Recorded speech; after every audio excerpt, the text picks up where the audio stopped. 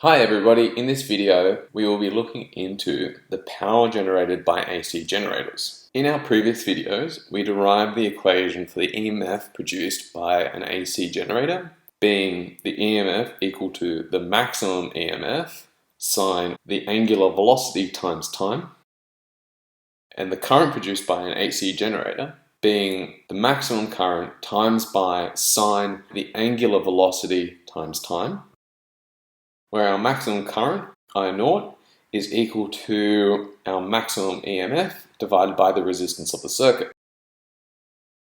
The maximum EMF is given by the angular velocity of the coil, the number of windings on the coil, the magnetic field that the coil is in, and the area of the coil. So what is the power generated by an AC generator? Well, power is given by the current times by the voltage.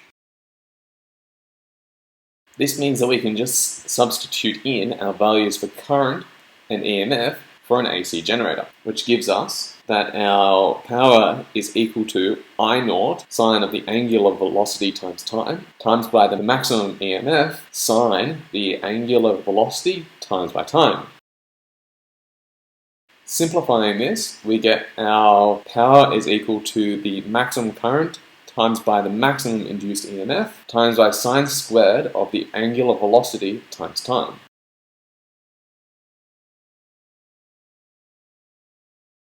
So what does this power look like on a graph? On my y-axis, I'm going to have power in watts, and on my x-axis, I'm going to have time in seconds. If we look at our equation, our maximum current and our maximum EMF are constants. This means that our graph is going to alternate according to the sine squared component of our equation. This being what I've graphed as being one full rotation of the coil. We can also see that the power goes to a maximum level. This is called the peak power. Our peak power is when our sine squared of the angular velocity times time is going to be when it's at its maximum of 1. That gives us our peak power is going to be equal to the maximum current times by the maximum EMF, which is equal to the angular velocity of the coil times by the number of windings of the coil times by the magnetic field and the area of the coil squared, divided by the resistance of the circuit. We can also get the average power, which is halfway between the peak power and 0.